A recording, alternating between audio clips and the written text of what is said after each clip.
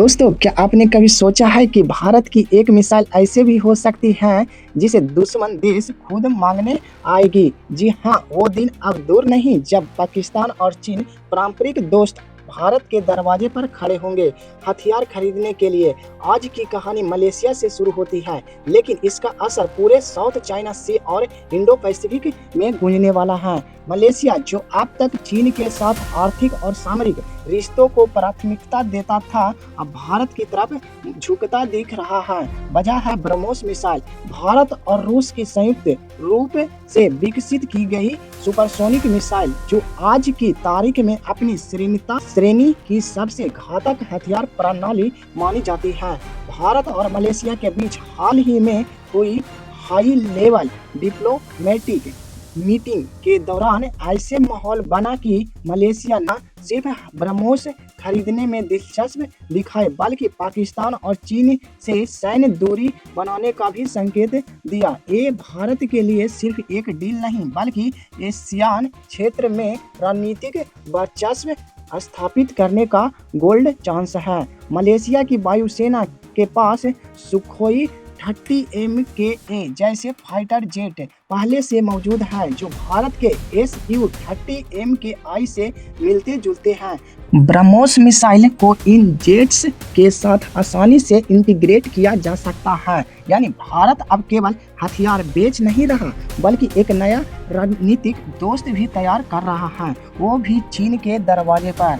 चीन ने अब तक मलेशिया को अपने वन रोल्ड प्रोजेक्ट के जरिए प्रभावित किया था, लेकिन अब वो असर कमजोर पड़ रहा है। इंडिया के पास भारत से जुड़ने का कारण सिर्फ ब्रह्मोस नहीं, बल्कि भारत का भरोसेमंद लोकतांत्रिक सिस्टम, टेक्नोलॉजी में आत्मनिर्भरता और इंडो पैसिफिक में अमेरिका और जापान के साथ भारत की मजबूती त्रिकोणीय साझेदारी भी एक बड़ा कारण है। अब सोचिए, मलेशिया, फिलीपींस, वियतनाम, इंडोनेशिया, ये सभी देश दक्षिण चीन सागर में चीन के विस्तारवाद से परेशान हैं। इन सब के पास एक ही विकल्प बचता है, वो है भारत।